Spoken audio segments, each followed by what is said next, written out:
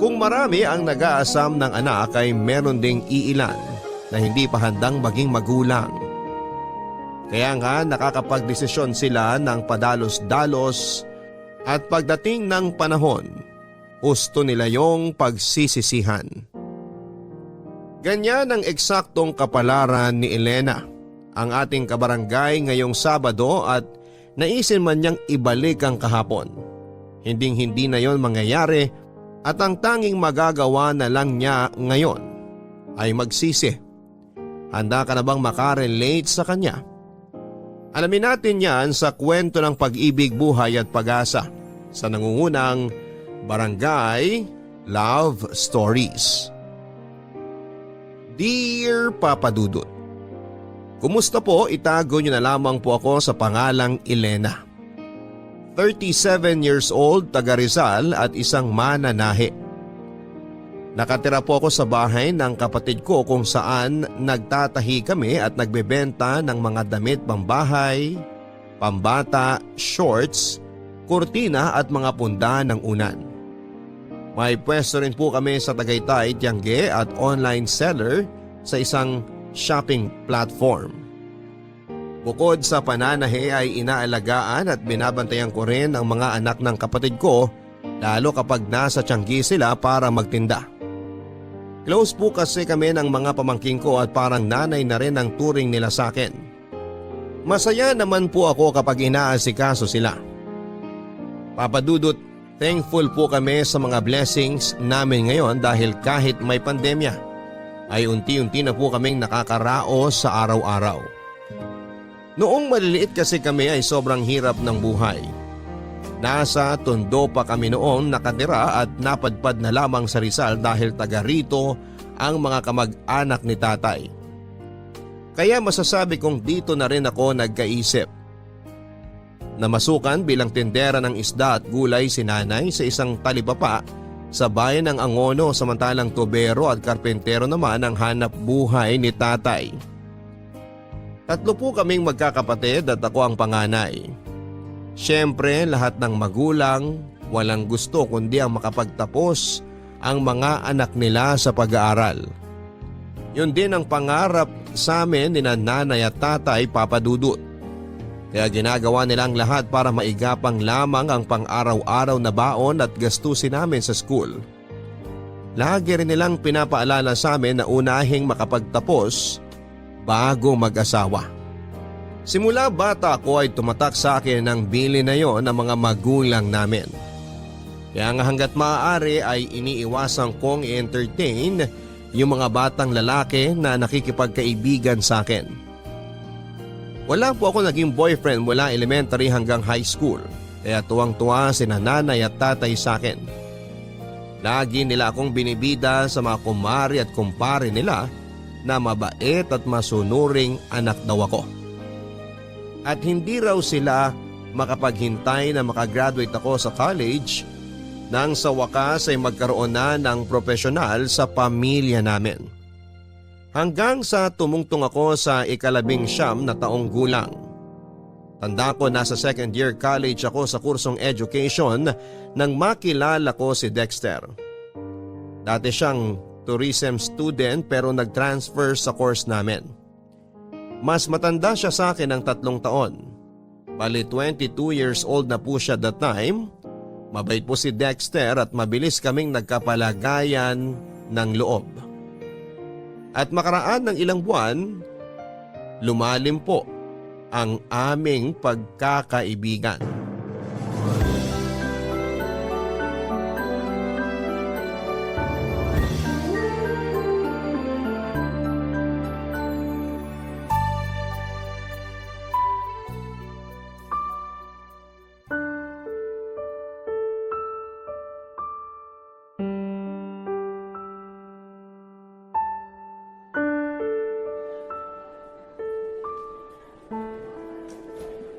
Dexter, ano ba? Bakit kanina mo pa ako iniiwasan? Hindi mo nga ako kinausap kanina sa klase natin eh. Parang wala lang ako sa'yo. Wala lang talaga ako sa mood. Kilala mo naman ako pag bad trip, di ba? Yun lang yun. Yun nga ang hindi ko magets. Bakit ka bad trip? Kanino ka bad trip? Ay nako, Ba't ba ang dami mong tanong? Ay, gusto mo talagang malaman?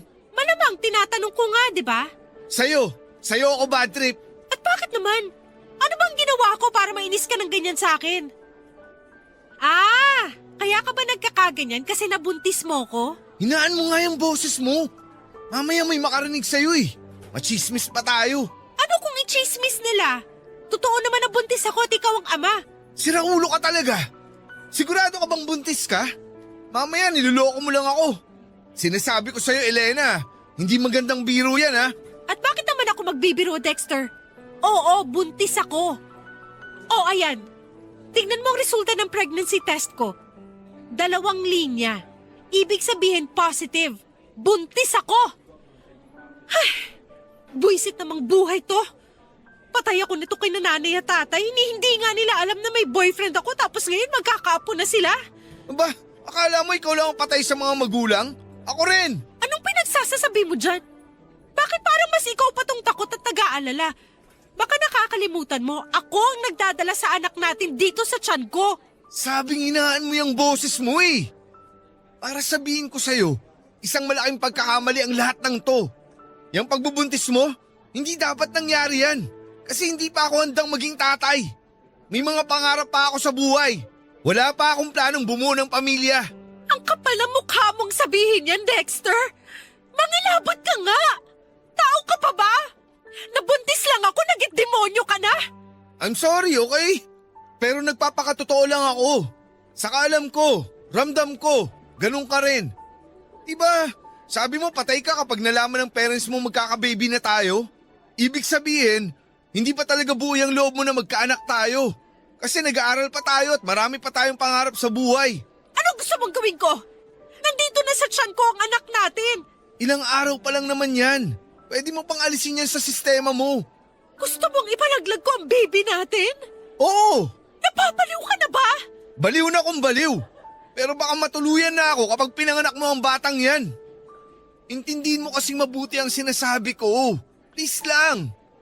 Pareho pa tayong hindi handa na maging magulang.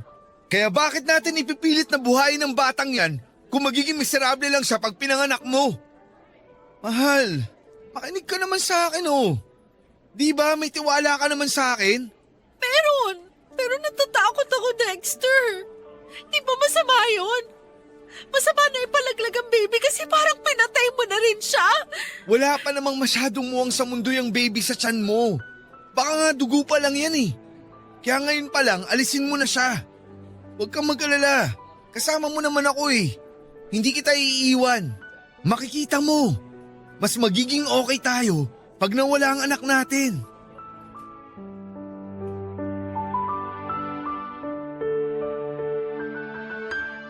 Papa Dudut, alam kong malaking kasalanan sa Diyos ang pagkakasundo namin ni Dexter na ipalaglag ang baby namin. Pero pareho po kaming lito at desperado ng panahon na yon. Siyempre masakit din sa akin yung reaksyon niya na hindi siya masaya at hindi pa siya handa sa responsibilidad ng pagiging tatay at padre de pamilya sa aming baby. Aaminin ko na para akong pinagsakloban ng langit at lupa dahil pinamukha niya sa amin ng magiging anak niya. Na malaking pagkakamali yung nangyari sa aming dalawa. Naging kami po ni Dexter, Papa Dudut, pero sekreto lamang po yun, lalo sa parents namin. Kung may nakakaalaman, mga barkada lang po namin at nag-promise naman sila na hindi ipagkakalat. Fast forward. Dahil sa aming kapusukan ay may nangyari sa amin at nagbunga po yun. Ang totoo ay hindi pa rin po talaga ako handa na maging magulang dahil meron pa akong pangarap na makapagtapos ng college.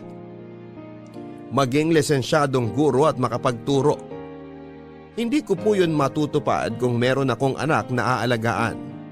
Kaya natuloy po ang pagpapalaglag ko sa baby namin ni Dexter sa tulong ng kakilala ng isang kaibigan namin. Pagkatapos noon ay bumalik po sa dati ang relasyon namin ni Dexter na parang walang nangyari. Kaya lang hindi pa nagtatagal simula nang mag-decide kaming alisin sa tiyan ko ang anak namin ay napansin ko na biglang nanlamig ang relasyon namin ni Dexter. Yun naman pala ay meron po siyang nilalanding babae na isang HRM student. Siyempre may tenga ang lupa, may pakpak ang balita. May nakapagtimbre sa akin na kakilala ko sa course na yon. Na napapansin nilang may katext lagi ang naturang babae at hindi nagtagal ay nalaman nila kung sino ang lalaking kalandian nito. Walang iba kundi si Dexter na boyfriend ko.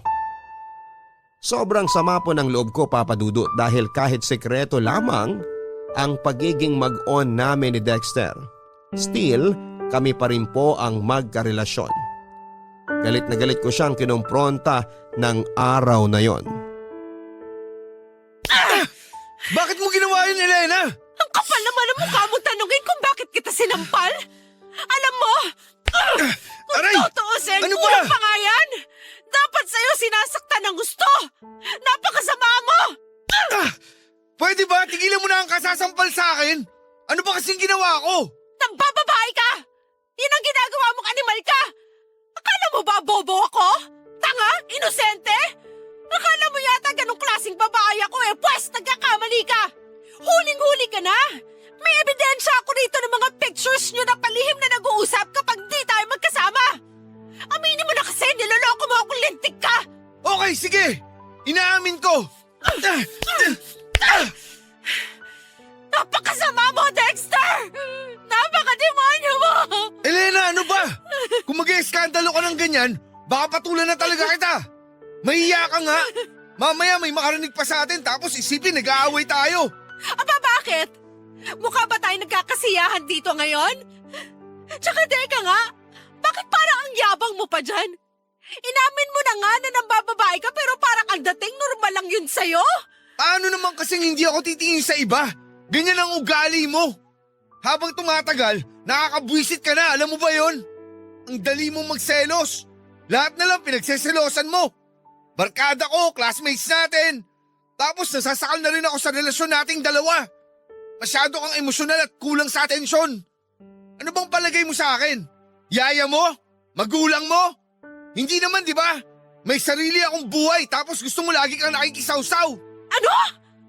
Bawiin mong sinabi mong yan kasi nakakasakit ka na! Marunong ka palang masaktan? Kasi kani-kanina lang, ikaw yung nananakit eh. Tinan mo nga itong mga hampas at palo mo sa akin. Bakit pa sa braso ko yung kamay mo? Tapos ito yung mukha ko. Sigurado akong pulang-pula na sa sampal mong gaga ka. Ano na lang sasabihin ko sa parents ko pag nagtanong sila kung na paano to? Hindi ko naman yan gagawin sa'yo kung naging matino ka lang sana. At hindi ka nang bababae. Tigilan mo na nga ang paninisi sa akin. Saka hindi ako mambababae kung hindi ka aastang baliw at siraulo dyan. Hindi mo ako pag-aari.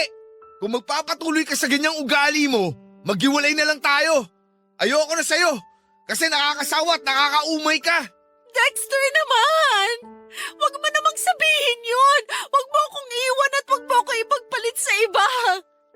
Hindi ko kasi kaya kapag nangyari yun. Please lang! Ang gusto ko lang naman, ako lang! Ayoko nang may kahati sa'yo kasi sa'kin ka lang dapat! Baliw! Siraulo! Sinabing hindi mo ako pag-aari, lintik ka! Mabuti pa, dyan ka na! Alis na ako at huwag kang susunod sa akin! Nakakabwisit yung pagmumukha mo! Dexter! Please, wag ka umalis! Wag mo akong iwan!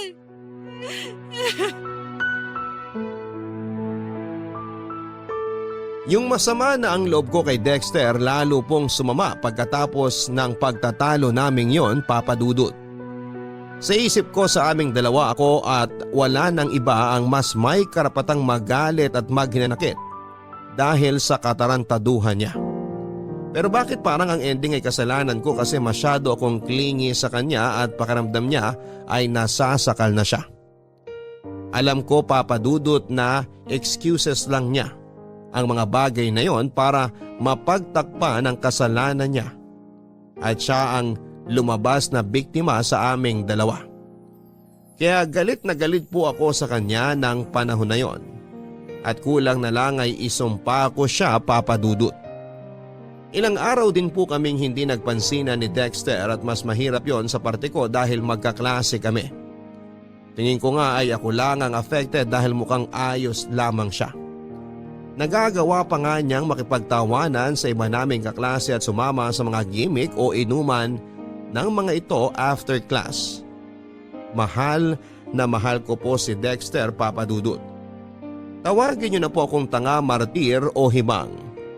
Pero may pagka-hopeless romantic kasi akong tao. Siya rin kasi ang first love ko at first boyfriend ko kaya gusto kong siya na rin ang mapangasawa ko. Kaya kahit may kasalanan siya sa akin at sa relasyon namin ay nagbulag-bulagan po ako sa mga kalokohan niya kahit harap-harapan na po ang pakikipaglandian niya sa ibang babae. May punto po na nagmanik-luhod ako sa kanya. Para piliin lamang niya ako kaso sa huli, iniwalayan pa rin niya ako. Hindi ko po kayang ipaliwanag yung sakit na nararamdaman ko ng panahon na yon. Daig ko pa ang sinaksak ng libu-libong patalim sa dibdib, sa braso, sa binti at sa katawan, pero buhay pa rin ako at nasasaktan. Hindi po ako kaagad nakapag-move on lalo na nang mag-drop out si Dexter sa pag-aaral. At nawala na lang bigla. Ang resulta, nawalan po ako ng gana. Tumigil na lamang ako sa pagpasok sa klase namin at hindi ko na natupad ang pangarap ng mga magulang namin na makapagtapos ako sa kolehiyo. Papa Dudut, disappointed po kasi sa akin ng parents namin at kitang-kita ko ang kalungkutan sa mga mata nila nang mag-decide akong tumigil na ng tuluyan sa pag-aaral. Nahihirapan po kasi akong mag-concentrate sa klase namin at para bang gusto ko na lamang magkulong sa bahay namin at magmukmok. Siyempre, palaisipan sa pamilya ko ang pinagdadaanan ko ng panahon na yon.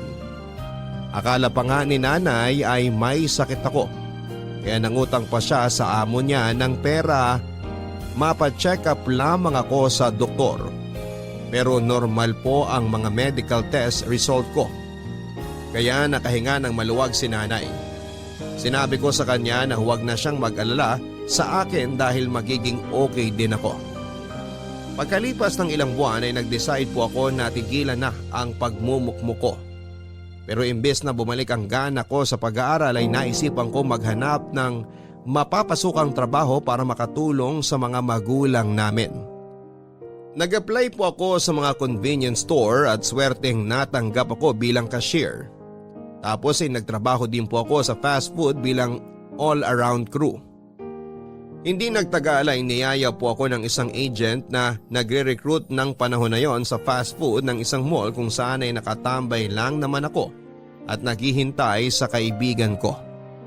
Bale, sinama niya ako sa grupo ng mga ino-orient nila para maging call center agent. At dahil kahit papaano, tiwala naman ako sa English at pronunciation ko ay sinubukan ko. Tapos nakapasa po ako at nag-start na mag-training. Nang maging regular po ako at sumisweldo na ng mataas kesa sa dati kong trabaho, nakatulong na po ako sa mga gastusin namin sa bahay at pagpapaaral sa mga kapatid ko. Kahit papaano ay naging proud po ako sa sarili ko dahil nakikita kong nagkakaroon ng direksyon ng buhay ko. 1.5 taon na po ako noon bilang call center agent nang maglaro ang tadhana. Kung kailan kasi tuluyan na ako naka-move on kay Dexter na first love and first boyfriend ko, ay saka naman biglang nag-cruise ang landas naming dalawa, Papa Dudut.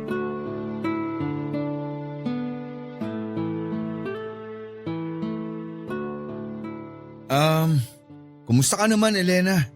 Ang tagal din nating hindi nagkita. Ayos lang. Ito, working as call center agent. Diyan lang office namin sa malapit. Naisipan ko lang bumili ng kape bago mag-start shift ko. Ah, ganun ba? Sandali, nagkakape ka na pala ngayon? Oo, nakakailang cups nga ako nito araw-araw. Nakaka-addict kasi. Nako, hinay-hinay lang sa pag-inom ng kape ha. Masama rin yan sa kalusugan kapag napasobra. Alam ko naman yun. Hindi ko lang din maiwasan dahil kailangan lagi akong gising sa trabaho ko.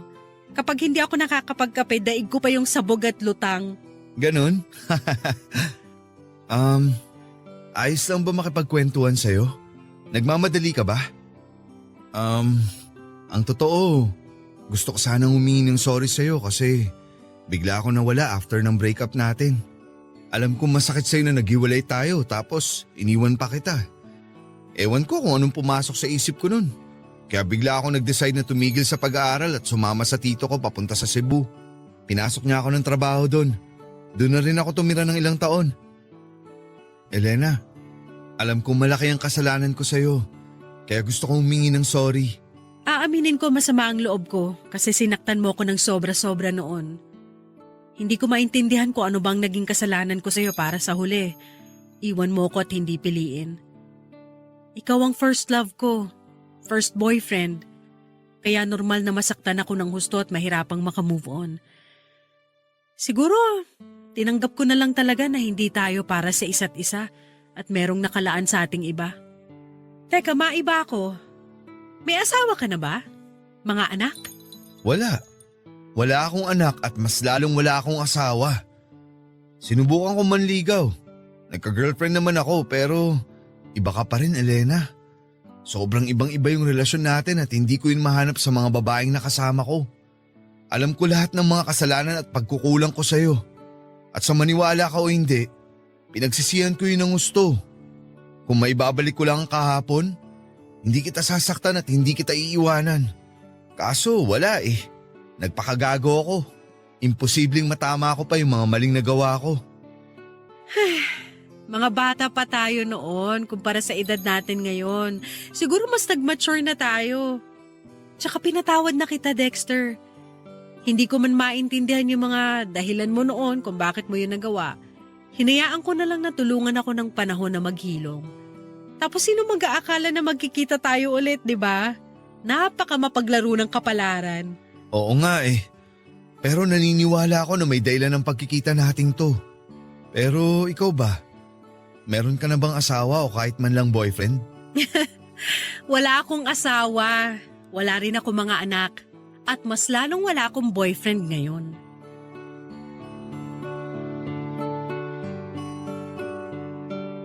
Papadudot, naniniwala po ba kayo sa kasabihan na first love never dies? Ako kasi ay oo at napatunayan ko yon nang magkita ulit kami ni Dexter sa isang convenience store bago ako mag-duty sa trabaho.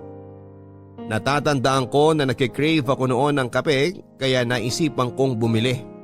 Tapos yun na nga, nakita ko siya at sobrang nakakamangha na parang ewan yung pakiramdam nang magkumustahan na kami. Nandun yung pagkailang syempre. Pero dahil merong kaming pinagsamahan ay unti-unti kaming naging komportable sa isa't isa. Nang makapag-share kami ng buhay namin at mga nangyari after our breakup, pakiramdam ko ay nabunutan ako ng malalim na tinik sa lalamunan, Papa Dudut. Kasi kahit papaano ay nagkaroon kami ng closure. Pero ang akala kong muli at huli naming pagkikita ay scam pala. Dahil bago kami naghiwalay ay hiningi ni Dexter ang bagong number ko. Nung una ay nag-alangan ako pero sa huli ay nangibabaw pa rin yung kagustuhan ko na makipag-reconnect sa kanya. Hindi nga nagtagal ay nagsimula kami mag-text at chat ni Dexter, Papa Dudut. Aaminin ko na para kaming bumalik sa unang beses na nagkakilala kami kung saan bago sa amin ang isa't isa. Nakakatuwa at nakakakilig lang sa pakiramdam.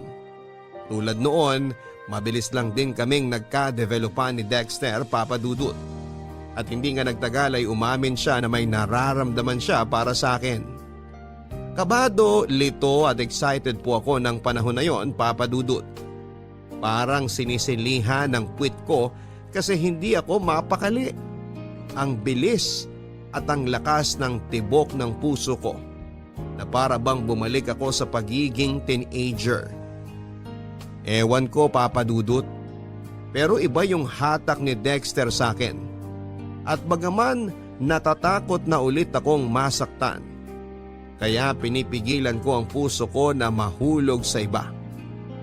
Hinayaan ko po ang sarili kong mahalin ulit ang unang lalaking minahal ko. Sinabi ko pa nga sa sarili ko, by hook o by crook. Aaminin ko ulit kay Dexter na gusto ko pa rin siya. At nangyari yon, nangayain niya akong makipag-date sa kanya, Papa Dudut.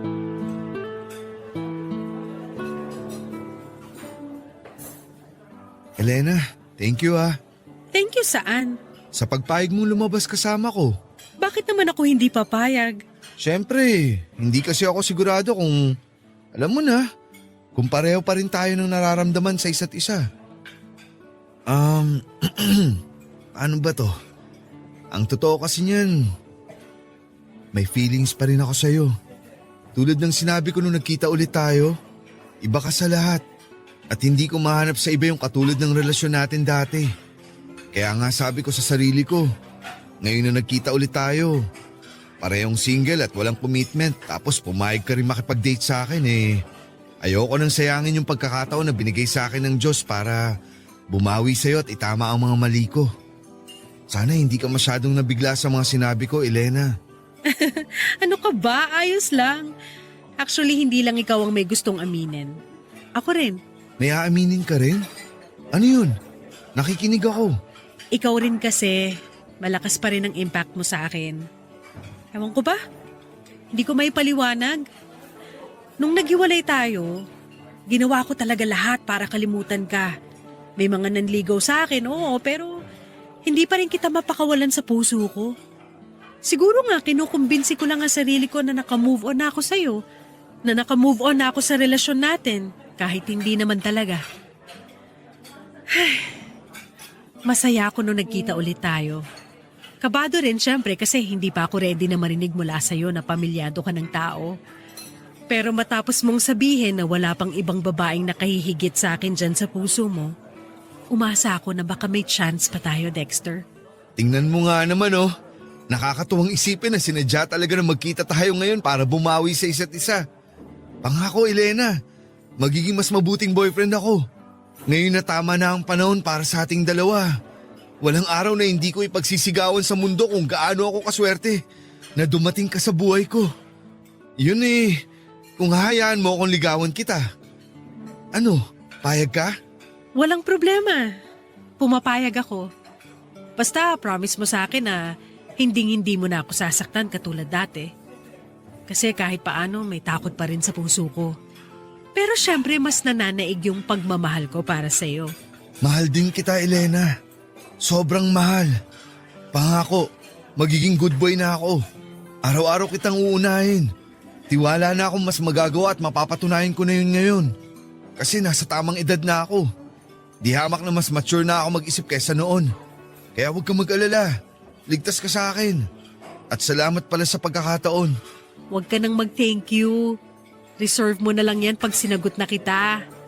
Ang tanong, sasagutin nga ba kita? Teka, di ba mutual na yung feelings natin? Oo, pero depende pa rin yun sa panliligaw mo. Naisip ko kasi baka magbago pa ang isip ko kaya dapat galingan mo. Matagal na yata akong magaling. Alam mo yan. Oo, at mayabang din. Kumain na nga tayo bago pa lumamig tong mga pagkain. The best daw ang steak nila rito.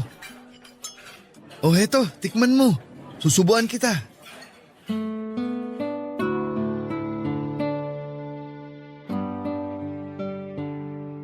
Kung noon ay tinatago namin sa mga magulang namin ang relasyon naming dalawa, nang ligawan at sagutin ko po si Dexter ay ginawa ko na yung bagay na hindi ko nagawa noon.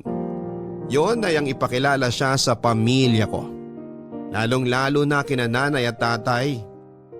Kabado po kaming pareho nang dalhin ko siya sa bahay namin pero naging maayos naman ang pagkikita nila ng parents ko at ang pagtanggap sa kanya ng pamilya ko. Malaking bagay po yun sa amin dahil mas maluwag ang kahit na anong relasyon kapag tanggap kayo ng mga magulang ninyo. Hindi nagtagal ako naman po ang ipinakilala ni Dexter sa parents and family niya. Naging okay rin po ang lahat sa dulo kaya tuwang-tuwa kaming dalawa, Papa Dudut.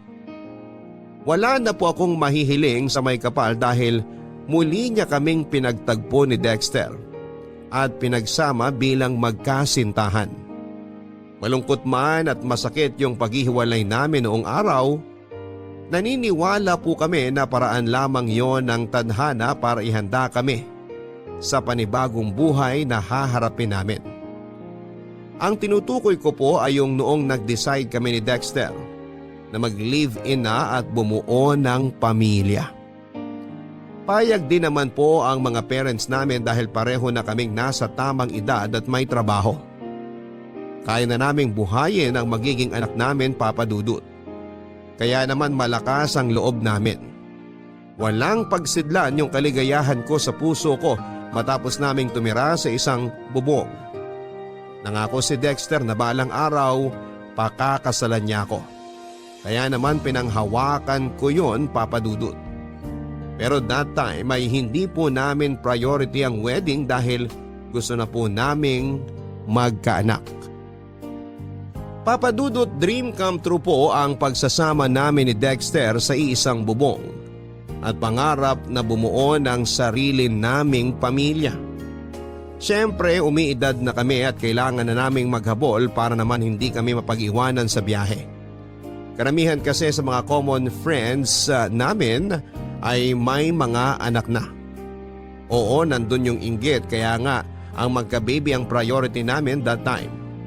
Ang sabi ko noon sa sarili ko ay tama na ang panahon at pagkakataon kung saan ay pwede na kaming bumuo ng sarili naming pamilya.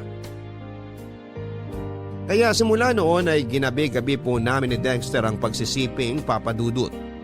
Umaasa po kasi kami na makakabuo kami kaagad kapag ginawa namin yon. Lumipas nga ang ilang buwan at wala pa ring nabubuo sa sinapupunan ko, Papa Dudut. May punto na pareho na kaming frustrated ni Dexter dahil consistent naman ang sex namin. Tapos pareho rin kaming healthy and capable. Alam ko yon dahil yon ang pakiramdam ko, Papa Dudut. Regular din kasi ang menstruation ko kaya dapat mas malaki yung chance na mabuntis ako.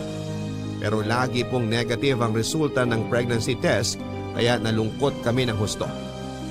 May isang beses na na-delay ako sa menstruation ko at akala namin ay buntis na ako. Deep inside ay nagsa-celebrate na kami ni Dexter dahil umaasa kaming sa wakas ay dininig na ng Diyos ang matagal naming panalangin sa Kanya. Pero pagkaraan ng 2 araw, niregla po ako, Papa Dudut. Kaya ganoon na lamang ang disappointment namin ni Dexter. Pero hindi pa rin kami sumuko. Sinubukan pa rin po namin kahit paulit-ulit na kaming nabibigo. Ganon naman talaga ang buhay. Walang mangyayari kung magmumugmok lamang kami sa sulok at hindi magpapatuloy, Papa Dudut. Negative na naman. Ano ba yan? Oh, mahal. Ang aga-aga, bakit parang nakasimangot ka? Sino bang hindi sisimangot? Negative na naman ang result ng PT ko, mahal. Tingnan mo, pangatlong beses ko na yan ngayong araw. Mahal, huwag ka naman stress. Ikaw din ang mahihirapan kapag inisip mo pa ng gusto. Paano hindi ako masistress? Ang tagal na kasi nating sinusubukan. Kaso wala pa rin.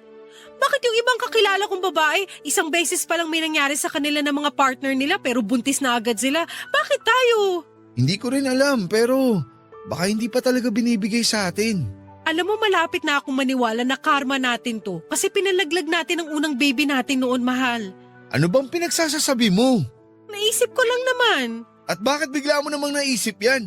Pareho naman natin ginusto na ipalaglag ang baby natin noon Kasi hindi pa tayo handang maging magulang. Wala pa tayong kakayahan noon. Di tulad ngayon. Hindi mo kailangan magtaas ng boses dahil naririnig kita at naiintindihan ko ang point mo. Ang akin lang kasi, naniniwala pa rin naman ako sa karma. At paano kung ito na yun, di ba? Kaya hirap tayo makabuo dahil nga kinakarma na tayo. Karma ka dyan. Kasabihan lang yun. Hindi yun totoo. Pwede ba? Huwag ka nga magpapaniwala sa mga karmang yan. Dami mong papaniwalaan yan pa talaga. Bakit pa hindi mo ako mag-gets? Siyempre babae ako. Kung frustrated ka dahil kahit anong gawin natin hindi pa rin tayo makabuo, pues mas frustrated ako. Ikaw lang ang gumagawa ng ikagaganyan mo, Elena. Oo, katulad mo, busit ako. Pero nasa katinuan pa rin ako. Sinasabi mo bang baliw ako, ha, Dexter? Aray! Ano? Sumagot ka! Bakit ka ba nananakit? Wala naman ako sinasabing ganun ah. May narinig ka ba lumabas sa bibig ko? Sa'yo kaya mismo nang galing yun, Elena. Parang gago naman talaga to, oh. At ako pa talaga ang gago, ha? Nya ka? Wala ka nga sinasabi pero yun na rin ang punto mo. Palagay mo sa akin, mahina po make up? Aray! Sumusobra ka na! Grabe ka! Lumuwag na naman yata yung tornilyo mo sa utak. Ang aga-aga, ganyan ka. Makaalis na nga muna rito sa bahay. Diyan ka na! Buisit! Dexter! Bumalik ka rito! Hindi pa tayo tapos mag-usap!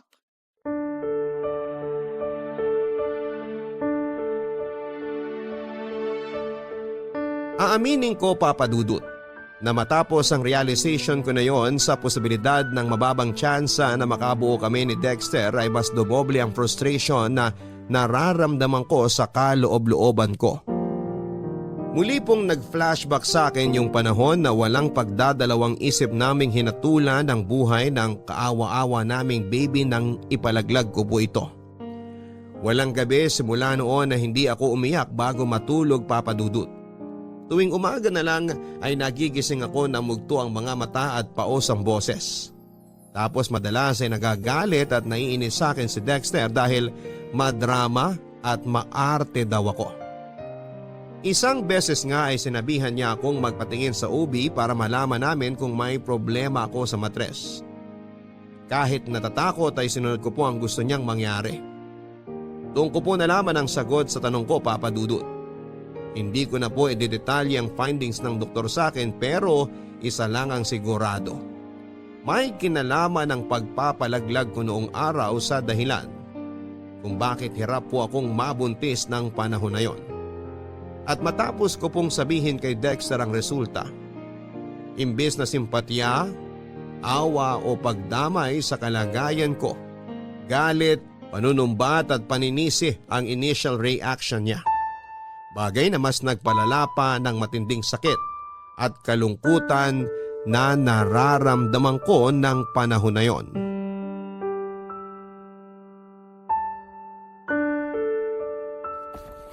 Dexter, pwede ba huminahon ka lang? Tsaka ano bang ginagawa mo? Bakit mo iniimpake ang mga damit mo? Huminahon? Paano ako hihinahon? Sige nga! Pagkatapos mong sabihin sa akin na nagka-problema yung matres mo dahil sa pagpapalaglag mo noon, ano bang reaksyon ang inaasahan mo? Matuwa? Pwes, tong muang to, tuwang-tuwa ba? Nakakainis ka, Elena! Ikaw pala ang may problema kaya hindi pa rin tayo nakakabuo. Hindi ko naman kasalanan yun ah. Hindi ko rin ginusto, Dexter. Sana naman intindihin mo ang sitwasyon. Ewan ko kung paano gagawin yung sinasabi mo pero nahihirapan na akong intindihin ka. Tapos malalaman ko pa yung resulta ng test mo. Lalo na ako nabwisit sa'yo. Kaya nga naisip kong umalis muna rito sa bahay eh. Kasi ayaw kita makita o makasama. At saan ka naman pupunta? Kahit saan. Doon sa bahay ng kumpare ko. Sira ulo ka talaga. Kung ano-ano pumapasok dyan sa kukote mo, mas malala ka pa sa akin. Sa palagay mo ba masaya ako malaman yung result ng mga test ko? Nalulungkot ako at nasasaktan, Dexter. Maraming pumapasok sa isip ko, lahat yung negative thoughts. Sinabi ko sa'yo kasi gusto kong damayan mo ako bilang partner. Pero bakit ganyan ang asal mo? Tapos gusto mo pa akong iwanan? Mahiya ka nga! Napakamakasarili mong tao! Hindi ko kasi alam kung anong mararamdaman eh. Hindi na tayo magkaka-baby, Elena. Hindi na tayo magiging magulang. Hindi sa hindi, pero mababa lang ang chance. Eh di ganun din yun. Kasalanan mo talaga to eh. Ewan ko sa'yo, hindi ka nakakaintindi. Mababa ang chance pero hindi ibig sabihin 0% na ang posibilidad na makabuo tayo. Please, Dexter. Alam ko nabibigla ka lang kaya ganyan ang reaksyon mo. Pero naniniwala naman ako na kapag hindi tayo sumuko o huminto, magkakatotoo rin ang pangarap natin magka-baby. Magkakaanak rin tayo. Wala namang imposible basta willing lang tayong sumubok ulit. Huwag mo na akong paasahin kung sa dulo paulit-ulit lang din tayong mabibigo, Elena. Huwag mo kasing isipin na mabibigo tayo, Dexter. Huwag kang nega, okay? Tsaka, partners tayo rito. Tapos bigla mo akong iiwanan. Nangako ka sa akin na hindi mo nagagawin namang iwan. Nakalimutan mo na ba? Nakakasama ka ng loob.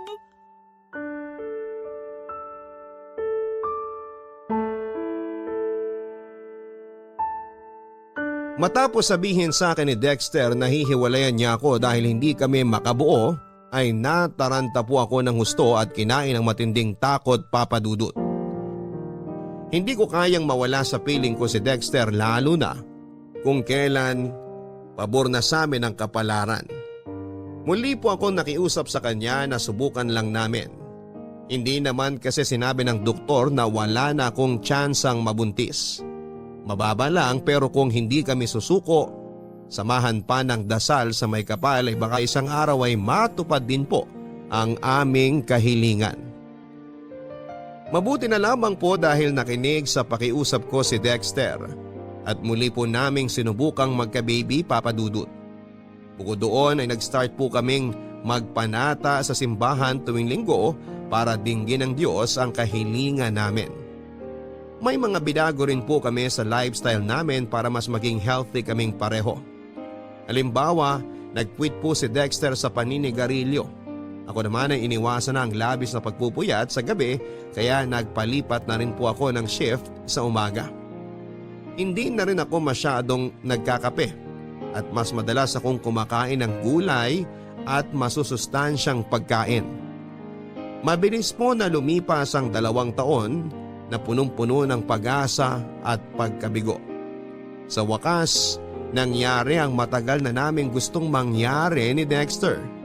Yon ay nang mabuntis na ako, Papa Dudut. Sobrang saya po naming dalawa ni Dexter, Papa Dudut. Dahil sa wakas ay nagkatotoo na ang matagal naming hiling. At yon ay nang sabay naming makita ang 2 guhit sa pregnancy test kit na ilang beses naming inulit, makasigurado lamang na tama at positibo talaga ako. Naiyak pa nga ako noon matapos yakapin ng mahigpit ni Dexter, Papa Dudut. Kasi sino ba naman ang hindi magiging emosyonal, hindi ba? Ang tagal-tagal naming hinintay ang sandaling yon kung saan ay mabubuo na ang aming munting pamilya. Anak na lamang po talaga ang kulang sa aming pagsasama. Kung maingat na po ako noong bago ako mabuntis, mas naging maingat po ako during my pregnancy, Papa Dudut. Ganon din si Dexter sa akin hanggat maaari ay lagi niya akong sinasamahan sa check-up ko sa OB ko. May point na pinag-resign niya rin ako sa work para hindi nakukompromiso ang kalusugan ko, pati na ang baby. Hindi nga nagtagal ay unti-unti po akong nagkaroon ng baby bump kaya lalo kaming naging masaya at excited ni Dexter. Mabilis po na lumipas ang ilang buwan, kabuwanan ko na. At ng araw na mga anak ako, nasa tabi ko lamang po si Dexter, Papa Dudut, kaya nabawasan yung takot at pangamba ko. Hi, mahal. Handa na ang hapunan. Thanks, mahal. Kaso parang hindi ko kayang umalis sa tabi ng baby natin. Tingnan mo kung gaano siya ka-cute. Naku! Oo nga eh. Ang himbing ng tulog niya. Para siyang anghel. Ilang araw pa lang tayong nakakauwi rito sa bahay galing ospital. Pero mukhang komportable na siya agad. Akala ko nga maninibago siya eh. Mukhang mabilis naman siyang naka-adjust. Ay, hanggang ngayon hindi pa rin ako makapaniwala na may baby na tayo, mahal. Dati hinihiling at pinagdarasal lang natin siya, pero ngayon tingnan mo, kapiling na natin siya. Kahit ako hindi rin makapaniwala, mahal. Minsan nga tinatapik-tapik ko pa ang mukha ko kasi baka nananaginip lang ako. Sampalin mo nga ako para magising na ako kung panaginip man to. Patawa ka rin, no? Seryoso ako doon. Pangako, gagawin ko ang lahat ng makakaya ko. Maibigay lang sa anak natin ang lahat ng pangangailangan niya. Alam kong hindi ako perpektong tatay, pero sisiguruhin kong hindi ako magkukulang. Magtatrabaho ako ng mabuti at kikita ng pera para pagandaan ang kinabukasan niya. Alam ko namang gagawin mo yon dahil mahal mo ang anak natin, Dexter. Hindi lang mahal, sobrang mahal. Ang tagal natin siyang hinintay. Akala natin hindi na siya darating. Pero mabuti na lang hindi tayo sumuko. Salamat, Elena, kasi hindi mo rin ako sinukuan ng mga panahon na ayoko na. Ay, nahihiya talaga ako sa iyo eh. Dahil sa inasal ko ng mga panahon na yon. Naduwag ako. Para akong hindi lalaki. Alam ko na kung may pagpipilian ka, hindi mo naman yun sasabihin. Lito at naguguluhan ka lang din noon. Naiintindihan kita, mahal. Ngayong natupad na ang pangarap natin maging isang buong pamilya, wala na akong mahihiling pa. Ako rin. Ikaw at ang anak lang natin sapat na mahal. Walang gabi simula nung malaman kong buntis ako sa kanya na hindi ako nagpasalamat sa Diyos. Akala ko hindi niya pakikinggan ang panalangin ko dahil nakagawa tayo noon ng kasalanan. Pero totoo na mapagpatawad siya dahil binigay niya sa atin ang anak natin. Hindi lang ikaw ang may pangako kay baby, mahal. Ako rin meron. Anak, salamat kasi dumating ka sa buhay namin ng papa mo. Hindi mo alam kung paano mo kami binago. Dahil sa'yo, nagkaroon ng direksyon ng buhay namin. Dahil sa'yo, natupad ang pangarap namin ng papa mo na magkaroon ng pamilya. Ikaw ang kukumpleto sa amin, anak. Pangako, aalagaan, mamahalin at ibibigay namin lahat ng pangangailangan mo. Tama ang mama mo, anak. Mahal na mahal ka namin. Sobrang mahal ka namin. Totoo po na malaki ang nagbago sa buhay at pagsasama namin ni Dexter, Papa Dudut, matapos dumating ang aming anak. Mas naging responsable kaming magulang dahil gusto naming ibigay ang best namin para sa kanya. Kapansin-pansin din na mas ginanahan si Dexter sa pagtatrabaho dahil nag-promise siya sa amin ng anak niya na ibibigay niyang lahat ng pangangailangan namin. Papa Dudut, ako naman ay naging mas responsableng nanay. Bukod sa pagdating ng baby namin at tuluyang pagiging buo ng aming pamilya. Meron pa pong isang blessing na dumating sa buhay namin ni Dexter. Yon ay walang iba kundi ang maikasal kami at ganap na naging mag-asawa. Mabilis po na lumipas ang 3 taon. Naging masaya po ang aming pamilya, Papa Dudut. Kaso sino mag-akala na panandalian lang pala ang kasiyahang yon dahil nang sumunod na taon, nangyari ang ni sa hinagap ay hindi namin inaasahang mangyari ni Dexter.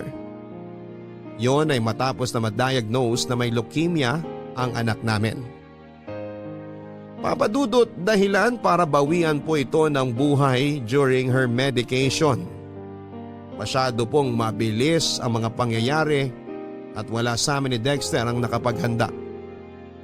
Bilang magulang na namatayan ng anak, kulang po ang salitang masakit para i-describe ang nararamdaman namin ng husband ko, Papa Dudut. Nang mga panahon na yon ay parang gusto na rin naming mamatay. At hanggang sa libingan ng anak namin ay hindi po namin siya mapitawan. Ngunit kasabay ng pagkawala ng anak namin, meron pa po palang matinding pagsubok na darating sa buhay at pagsasama namin ni Dexter. Bagay na lalong nagpadurog sa puso ko, Papa Dudut.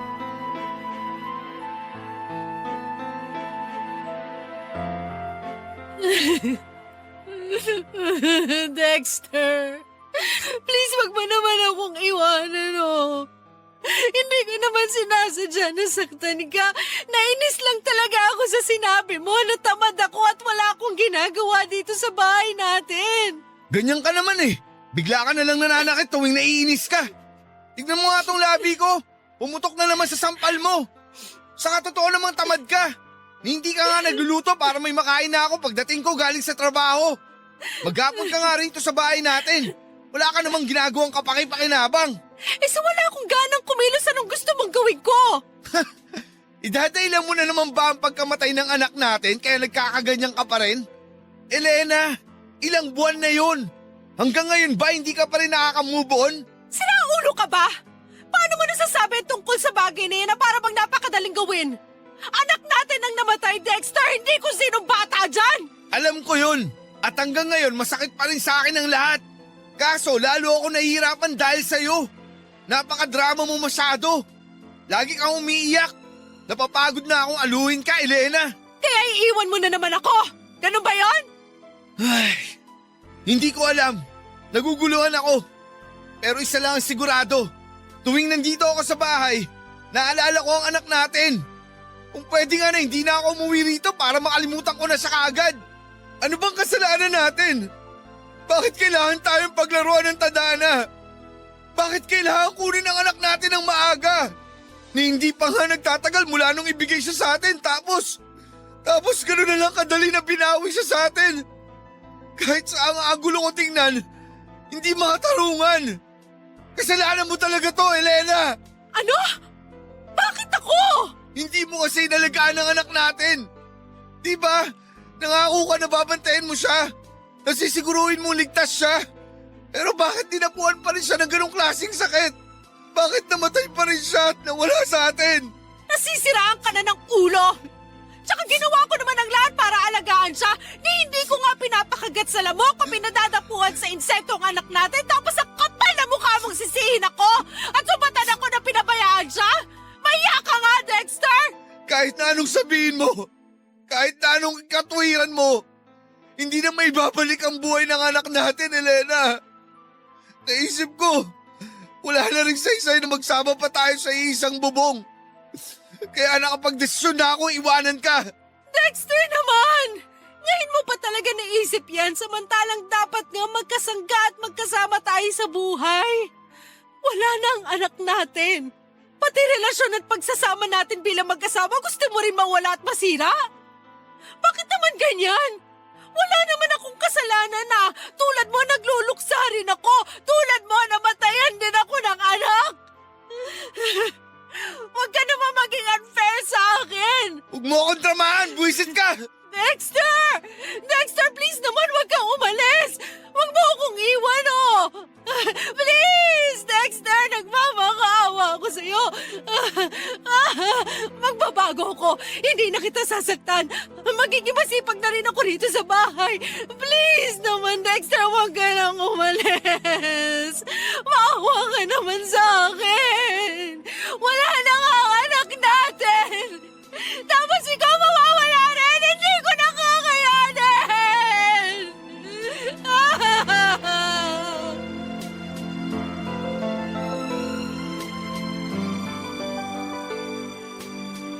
Hindi na po talaga maayos ang relasyon namin ni Dexter ilang linggo matapos mailibing ang anak namin, Papa Dudut. Ramdam ko na naging malayo kami sa isa't isa dahil pareho kaming nagluluksa. Aaminin ko na napabayaan ko rin siya bilang asawa at nagkulang din siya sa akin. Tapos huli na bago ko na-realize kung gaano na kalaki ang agwat namin sa isa't isa. Madalas na kaming mag-away kahit na sa maliit na bagay lamang. Tapos nasasaktan ko rin siya physically. Nagsisi po ako ng husto dahil nagpadaig ako sa emosyon ko. Kaya nga sinubukan ko pong isalba ang relasyon namin ni Dexter pero nauwi pa rin kami sa hiwalayan. Yung sakit na nararamdaman ko nang mawala ang anak namin ay naramdaman ko ulit matapos akong hindi piliin ang asawa ko, Papa Dudut. Sa kasalukuyan ay nakatira po ako sa bahay ng kapatid ko at tumutulong sa negosyo nila dahil para akong mababaliw kapag nananatili ako sa dati naming bahay. Hanggang sa ngayon ay aaminin ko na may mga gabi pa ring umiiyak ako bago matulog at paulit-ulit kong tinatanong ang Diyos kung totoo bang mag-isa na lamang ako sa buhay dahil kinuha na niya ang aking anak at nagkahiwalay na naman kami ni Dexter. Mukha lang po talaga akong matatag pero malapit na akong masiraan ng ulo. Hindi ko mapigilan ang sarili kong isipin na hinatulan na ako ng langit dahil sa kasalanang nagawa ko nang minsan ngunit walang kapatawaran. Kaya malaking bagay po na nakapagbahagi ako ngayon sa programa ninyo upang mabawasan ang sakit ng pinagdaraanan ko, Papa Dudut. Maraming salamat po kung sakaling mapili po ninyo ang sulat ko at sana'y patuloy pong i-bless ang Barangay Love Stories para makapaghatid po kayo ng magandang storya ng buhay. Ang inyong forever kapuso at kabarangay, Elena.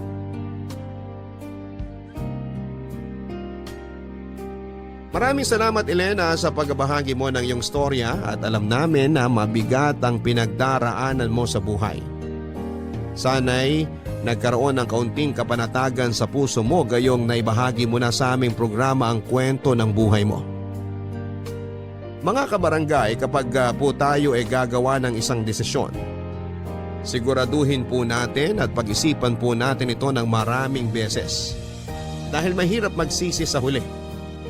Minsan kahit kapatawaran ay hindi na po ibinibigay sa atin dahil nahatulan na tayo. Magkaganon pa man ay ipagpatuloy pa rin natin ang pagbabagong buhay at pagiging mabuting bersyon ng ating mga sarili. Hanggang sa muli, ako po si Papa Dudut sa mga kwento ng pag-ibig, buhay at pag-asa sa Barangay Love Stories number 1. Posible na sa ikalawang pagkakataon sa kanilang relasyon ay baka maayos na yung mga gusot at hindi pagkakaunawaan. Ikaw kapuso, naranasan mo na bang makapagbigay o mabigyan ng second chance?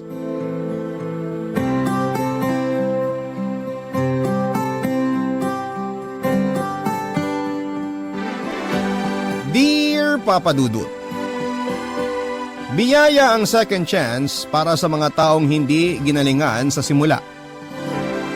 Ako nga pala si Kyla, 35 years old ako noong naganap ang aking kwento. 1 taon na ang nakakalipas. May nakarelasyon po ako for 10 years na itago na lang natin sa pangalang Toto. Kaedad ko rin po siya. Sa loob ng 10 taon na relasyon namin ay naging masaya naman kami pareho. Marami ang nag-expect na kami talaga ang magkakatuluyan, Papa Dudut. Marami kaming mga kabatch na nagkahiwalay pero going strong pa rin kami noon. Marami ang nakaramdam ng inggit at marami ang nagtanong kung ano nga ba ang sekreto ng aming relasyon. Sagot ko sa kanila noon ay marami. Marami kaming naging sekreto.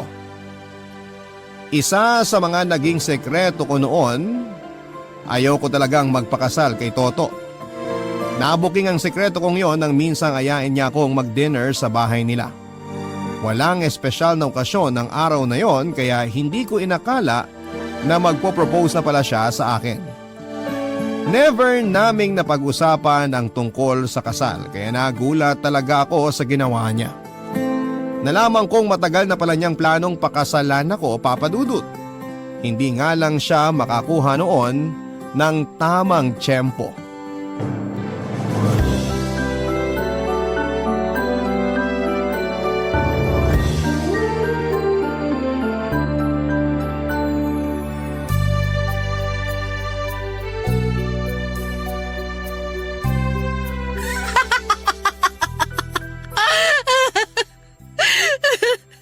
Grabe!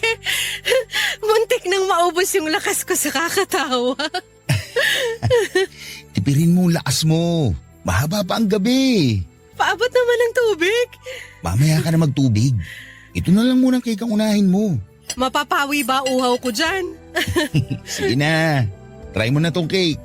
O sige na nga. Akin na. Oh, ayan. Simulan mong kainin sa gitna, ha? Bakit sa gitna? Basta. Ang weird mo. Pero sige. Sisimulan ko ng kainin, ha? Masarap, ha? Saan mo ito nabili? Anong nabili? Akong gumawa niyan. Talaga ba? Marunong ka? Teka, titikman ko ulit, ha? Baka nagkamali lang ako nung unang subo ko. Masarap talaga. Tsaka, teka, parang may nakagat ako. Check mo kung ano naagat mo. Ano kaya yun? Sing-sing? Bakit may sing-sing sa cake? Anong ibig sabihin nito? 10 taon na rin tayo, Kyla. Sa loob ng 1 dekada, wala akong ibang minahal at gustong mahalin kundi ikaw lang. Toto. Sa totoo lang, unang buwan pa lang natin, naramdaman kong ikaw na yun eh. Ikaw na yung gusto kong makasama hanggang pagtanda. Ang babaeng magiging ina ng mga anak ko. Kahit gaano pa sila karami. Toto, teka lang. Alam ko dapat dati pa ako nag-propose bago ka mag-30. Yun din kasi ang buyo sa akin ng mga kabatch natin eh. Sabi kasi nila, iso nyo raw yung mga babae. Toto, makinig ka muna. Pero sa tingin ko, perfect lang yung timing ko ngayon. Pareho na tayong stable sa mga buhay natin. Tsaka di ba, nagawa na rin naman natin halos lahat ang nasa bucket list natin? Meron pang isa sa bucket list ko na gusto kong gawin. Bago ko tuloy ang maging masaya. Ano yun? Pwede natin pagtulungan dalawa kapag mag-asawa na tayo. Makipaghiwalay sa'yo. Ha? Sorry, Toto. Dapat matagal ko nang sinabi sa'yo to. Hindi ako handa sa'yo. Kung hindi ka handa magpakasal ngayon, naiintindihan ko. Baka marami ka pang gustong gawin o kaya gustong i-explore. Kaya gets ko na… Kailangan ko nang i-explore ang buhay ng mag-isa. Nawala ka. Anong ibig mo sabihin? Ayoko na, Toto. Mag-break na tayo. Ang labo naman, Kayla. Hindi malabo. Malinaw sa akin na ito talaga yung gusto ko. Bakit yan ang gusto mo? Kasi hindi na ako masaya. Alam mo, kung dahil lang to sa biglang proposal ko sa'yo, sige, sorry, binabawi ko na. Kunwari, wala na lang nangyaring proposal. Okay na ba tayo? Akin na yung singsing. Itatago ko muna hanggang maging ready ka na. Hindi na ako magiging ready pa sa'yo kahit kailan. Kasi ayoko na. Pwede bang tanggapin mo na lang yon? 10 years tayo. Wala sa tagal ng pagsasama yon. I'm sorry, Toto. Pero bakit? Saka na lang natin pag-usapan. I'm sorry, aalis na ako. Kayla, sandali! Ilang beses akong kinulit ni Toto sa totoong dahilan kung bakit ako nakipaghiwalay sa kanya. Ang sinabi ko lang ay hindi na ako masaya. Sinabi ko na kailangan kong mapag-isa dahil 10 years akong nakulong sa relasyon namin. Hindi siya nakontento sa mga sagot ko, Papa Dudut. Sa totoo lang, kahit naman ako ay hindi rin nakontento. Aaminin ko na kaya ako nakipaghiwalay kay Toto dahil hindi naman ako sigurado sa kanya umpisa pa lamang. Nadala lang din ako noon ng kagustuhan kong makasabay sa mga kaidaran ko na may mga karelasyon na. Naging kami kahit na hindi ako attracted sa kanya. Sinubukan ko lang. Nagstay pa rin ako kasi masyado nang komportable ang buhay ko na kasama siya. Kahit na hindi ko naman nakita ang future ko sa kanya. Sa mga unang araw na nakipaghiwalay ako sa kanya ay nakaramdam ako ng freedom. Nakahinga ako at nakatulog ako ng maayos. Matagal din kasi akong nabother sa feelings ko para kay Toto. Pero noong nagawa ko ng makipaghiwalay sa kanya, pakiramdam ko ay naging malaya na talaga ako. Doon ko napagtanto na tama ang desisyon kong iwanan na siya, Papa Dudut. Kahit nakaramdam ako ng konsensya dahil pinatagal ko ang relasyon namin para lamang sa wala. Alam kong nasaktan ko siya, Papa Dudut, pero mas nanaig sa akin na tapusin ang lahat kesa umasa pa siya.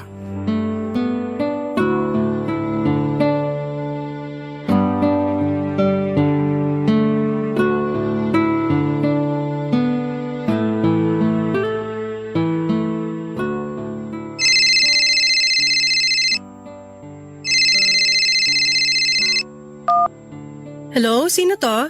Ay, Kayla. Mabuti naman after 2 weeks, sinagot mo na rin ang tawag ko. Toto? Ikaw ba yan? Oo, bagong number ko. Ay wait, additional number ko.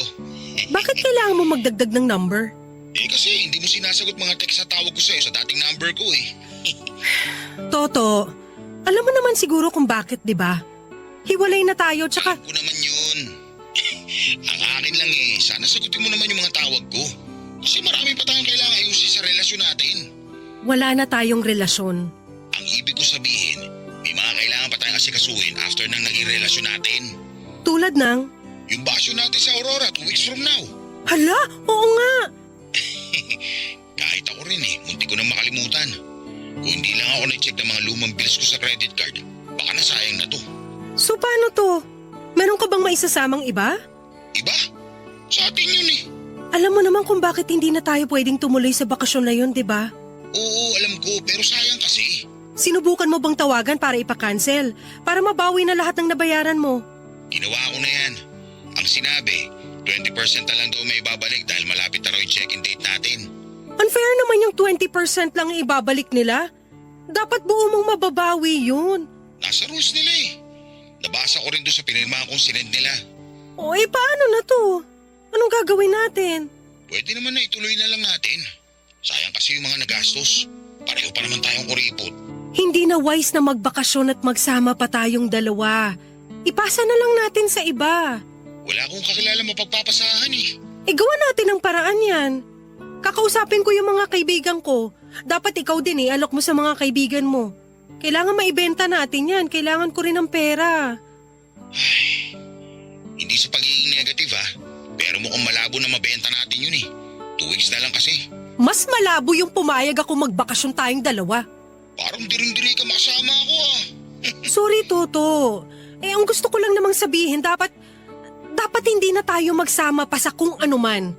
Kailangan natin ng oras na malayo sa isa't isa para makamove on at masanay na tayo. Siguro nga. Sige, tawagan ulit kita kapag nakahanap na ako. Pakisagot yung tawag ko ah. Walang ghosting. Okay, bye.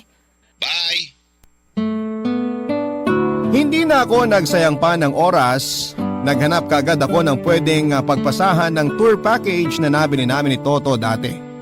Pinost ko pa nga sa Facebook pero lahat yon ay puro nag-inquire lamang at hindi na ako binalikan pa. Meron namang iba na interesado pero gustong kunin sa presyong palugi. Siyempre hindi ko naman yon pinayagan. Pinakiusapan ko na nga ang mga kakilala ko pero lahat sila ay tumanggi. Nagbiro pa nga yung iba at sinabing baka may curse daw ang vacation package na nakuha namin. Dahil naghiwalay kami at baka ganun din daw ang mangyari sa kanila. Nawala na ako ng pag-asa na mabibenta pa ang tour package naming yon, Papa Dudut.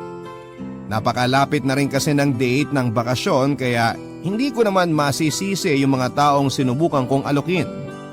Hindi rin naman kasi prepared ang budget nila. Wala ring mapagbentahan si Toto kaya naman nakapag-decide na kaming ituloy na lamang ang bakasyon namin yon. Hindi ako sang-ayon lalo't na-feel ko na baka gamitin ni Toto yon para makipagbalikan sa akin. Kung hindi lang talaga ako mahigpit noon sa pera, talagang pababayaan ko na yung naiambag ko doon sa tour package na yon, Papa Dudut. Barangay Love Stories. Barangay Love Stories. 2 araw bago ang nakatakdang bakasyon namin, Papa Dudut. Nagkita muna kami ni Toto para maging klaro lahat ng mga detalyeng kailangan namin. Napansin kong malaki ang pinayat niya mula noong last ko siyang nakita. Napansin ko rin ang kakaibang ngiti sa mga mata niya noong nakita niya ako. Natakot ako. Baka nga gumawa siya ng paraan para ipilit ang sarili niya sa akin sa bakasyon na yon. Hinanda ko na lamang ang sarili ko sa mga gagawin kong pagtanggi sa kanya oras na subukan niyang makipagbalikan sa akin. Naging awkward ang simula ng pagkikita namin dahil naaalala ni Toto na yung fast food kung saan kami nagkita ang same na fast food kung saan kami unang nag-date bilang magkarelasyon. Sinubukan nga niyang pahabain ang usapan tungkol sa memory ng first date namin. Pero tinapos ko na kaagad yon. Ayoko magkaroon pa siya ng dahilan para hindi makamove on sa akin. Medyo nasaktan siya pero kailangan kong gawin yon, Papa Dudut.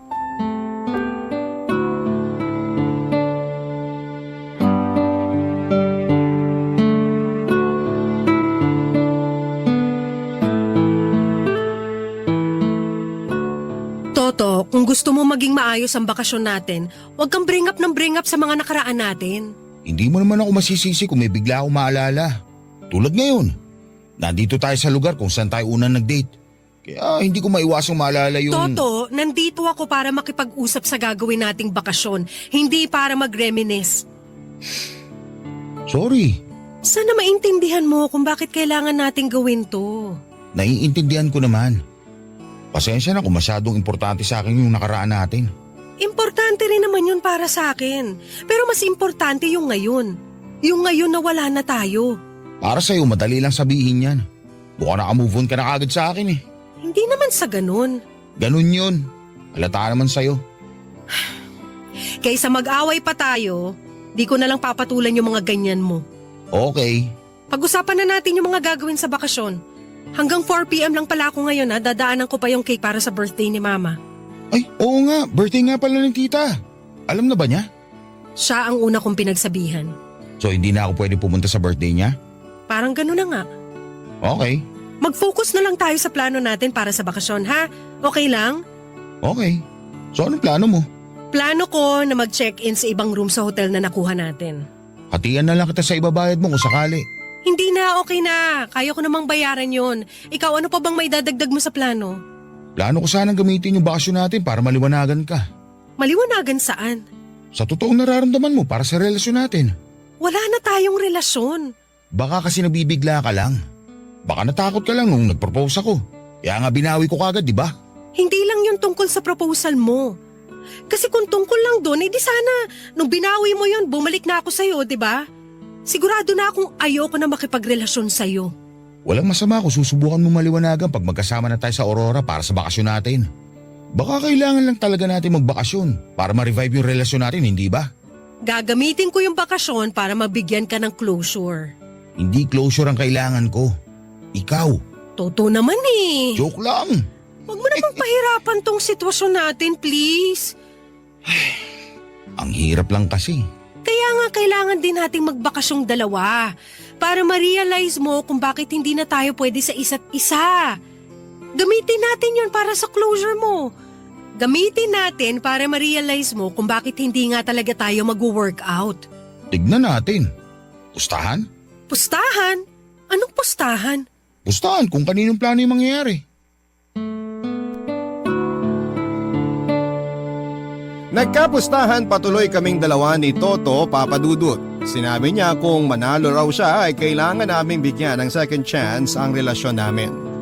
Sinabi ko naman na kung manalo ako ay titigilan na niya ako. Natuwa ako sa agreement namin, alam ko noon na ako ang mananalo at gagawin ko ang lahat para manalo dahil nakasalalay doon ang peace of mind at freedom ko.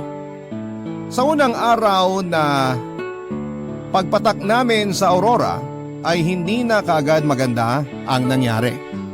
Sa hotel kung saan kami mag-check-in ni Toto, noong tanungin ko yung room na kukunin ko sana para doon magstay at para hiwalay kami ng kwarto ay wala na raw silang available para sa akin.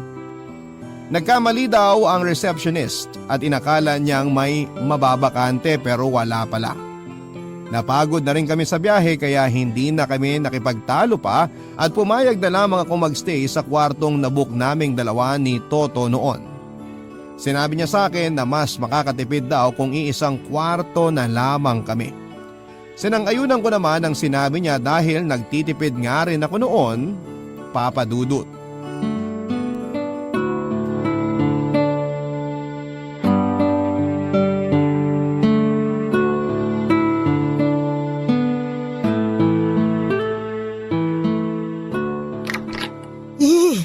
Grabe, hindi gumagana yung hot shower. Ang lamig.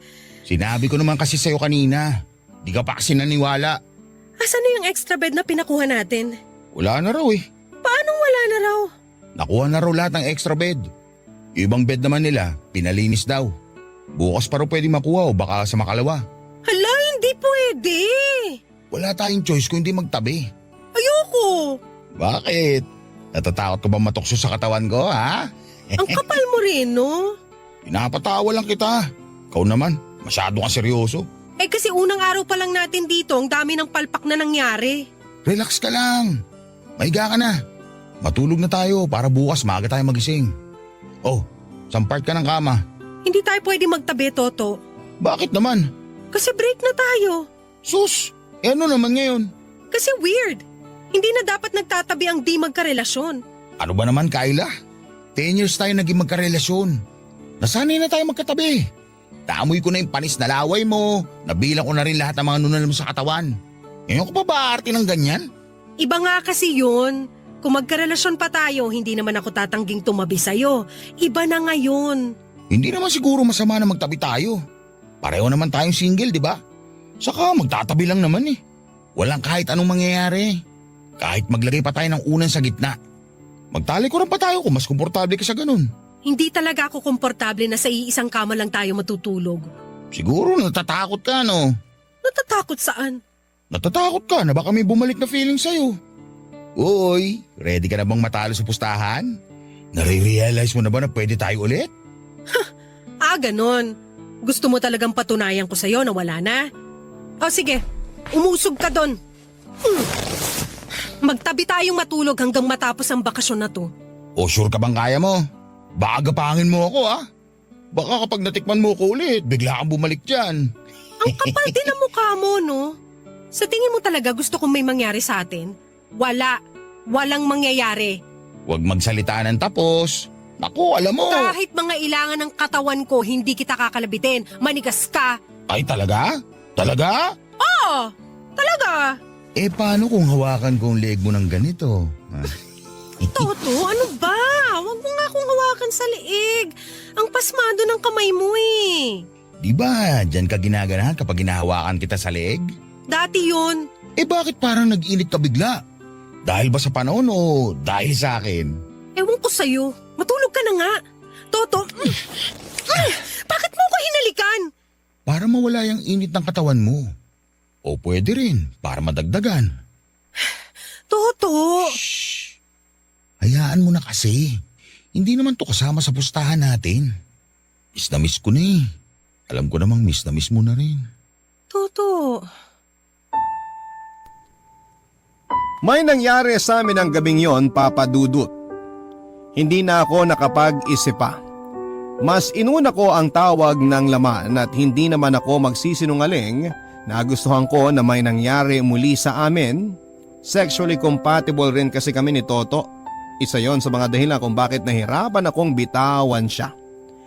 Saka siya ang nakauna sa akin. Kaya rin mahirap tapusin yung relasyon namin dahil nangako ako sa sarili ko dati na kung sino ang makakauna sa akin ay siya na dapat yung huli. After na may mangyari sa amin ay pinag-usapan namin na hindi dapat yon makaapekto sa desisyon naming dalawa. Hindi ko naman sinara ang pintuan na may posibilidad muli na may mangyari sa amin. Barangay Love Stories. Barangay Love Stories. Naging masaya at komportable muli kami sa isa't isa dahil sa bakasyon na yon, Papa Dudut. Naalala ko tuloy yung friendship namin. Naging friends muna kami dahil pareho kaming church servers. Akala ko dati ay friend lang ang tingin ni Toto sa akin noon pero isang araw ay bigla niyang inamin na gusto niya ako. Nahiya akong tumanggi noon dahil ginawa niya yon sa harapan ng mga kasamahan namin sa simbahan. Lahat sila noon ay boto na maging karelasyon ko si Toto. Wala nga akong nagawa kundi ang payagan siyang maging karelasyon ko kahit na wala pa akong feelings para sa kanya ng mga panahong yon. Natutunan ko naman siyang mahalin nung tumagal na pero hindi naman ganon kalalim. Kaya hindi ko rin nakita ang sarili ko na siya na ang makakasama ko sa panghabang buhay. Nang hinayang ako sa pagkakaibigan namin, sana pala ay hindi na lamang ako nahiyang tumanggi sa inoffer niyang relasyon. Naisip ko na siguro ay maayos pa rin kami kung hindi ko naisip na makipagrelasyon sa kanya. Pero nandun na yun eh. Kailangan ko na lamang harapin yung consequences ng pagpasok ko sa relasyon namin. Hiniling ko na lamang na sana after ng bakasyon ay makapag-isip-isip na si Toto na mag-move on na. Hiniling ko rin na kapag nakapag-move on na siya, sana'y maging friends muli kaming dalawa, Papa Dudut.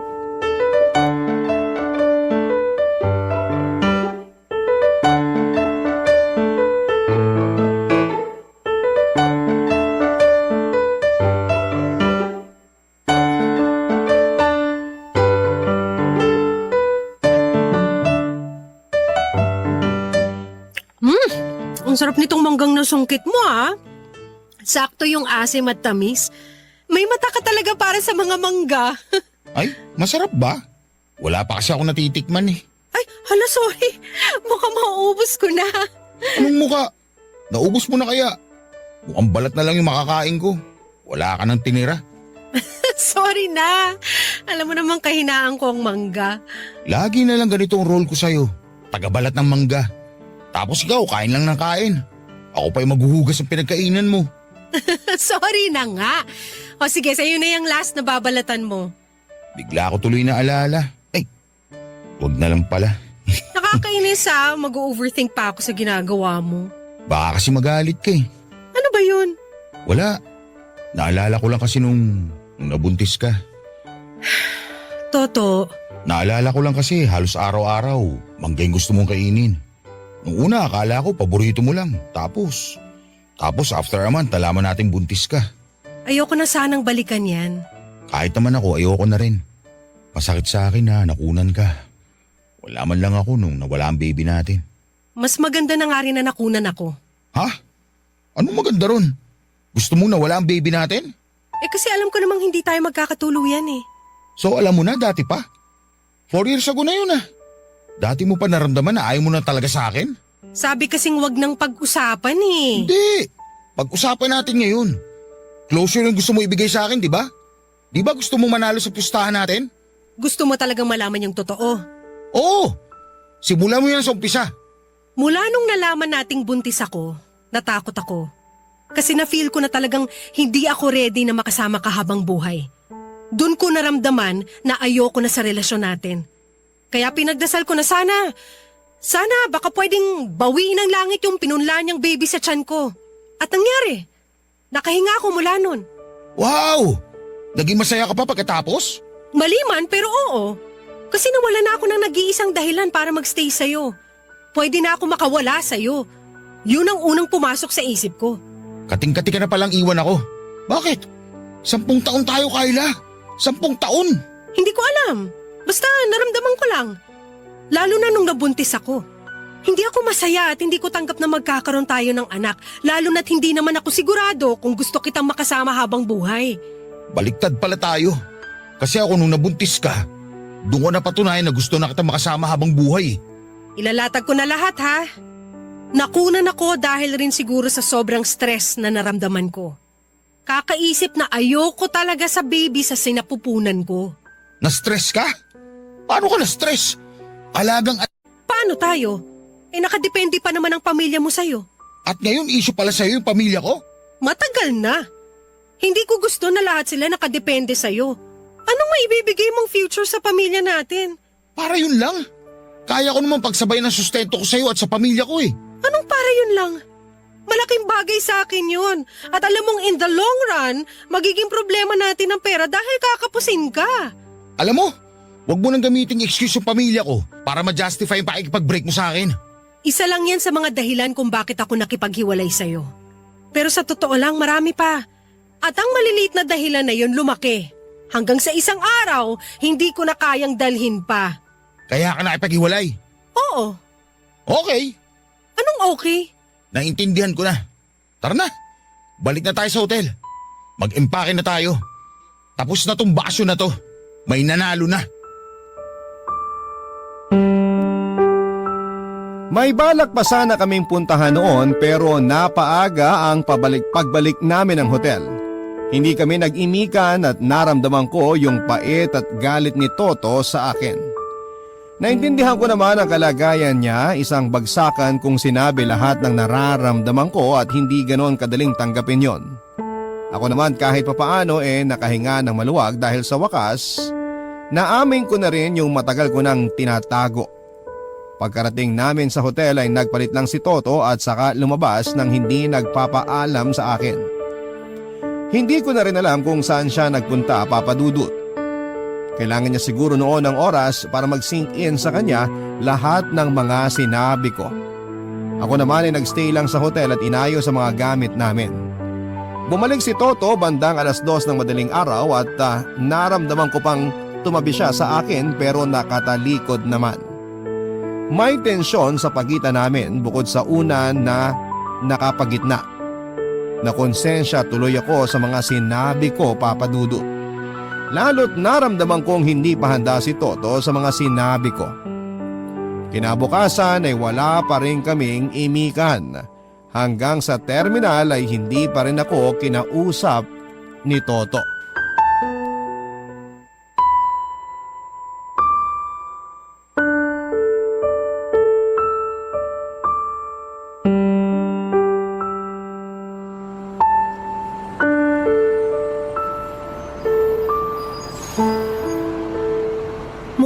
nagde-delay yung bus natin.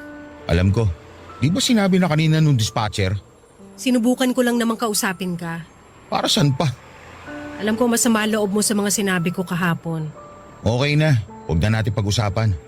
Gusto ko lang walang bitterness na... Gusto mo pa rin talagang pag-usapan, no? O sige. Galit ako sa'yo kasi sarili mong anak ayaw mong ilabas sa mundong to. Dahil hindi ka ready mag-commit sa akin. Dinamay mo pa talaga yung magiging anak sana natin. Sa ayaw at gusto natin, damay talaga siya. Pero napaka-selfish mo para ipagdasal na wag mabuo yung bata. Yun yung naramdaman ko. Naging honest lang ako. Sana hindi ka na lang naging honest. Sana hindi ko na lang nalaman. Sinira mo yung pangarap ko na bumuo ng pamilya kasama ka. At least naliwanagan ka na, di ba? Ngayon alam mo na kung bakit hindi tayo pwede. Hindi lang maliwanag sa akin kung bakit yung magiging anak natin na walang kamalay-malay, nadamay. Alam kong mali na ipinagdasal ko yun pero nangyari na eh. Hindi ko naman pinalaglag yung bata. Kusang nawala sa akin kasi alam siguro ng tadhana na hindi pa ako ready. Kung una pa lang alam na ng tadhana na hindi ka pa ready, di sana hindi nabuo, hindi ba? Baka pinagbigyan ka lang ng langit kasi kawawa yung bata kung mabubuhay sa piling mo na hindi ka pa ready mag-commit. Ready ako mag-commit pero hindi sa'yo. I'm sorry, Toto. Pero yun ang totoo. Panalo ka na. Ha? Di ba gusto mo na magkaroon ako ng closure sa bakasyon na to? Okay na. May closure na ako. Panalo ka na. Toto, Hindi ka pa ba masaya? Hindi na kita kukulitin. Hindi na ako makikipagbalikan sa'yo. Toto naman eh. Pagbalik natin ng Manila, makukuha mo na yung premyo mo. Tinotoo ni Toto ang sinabi niya, Papa Dudut. Pagkabalik namin ng Manila ay hindi na niya ako muling kinausap pa.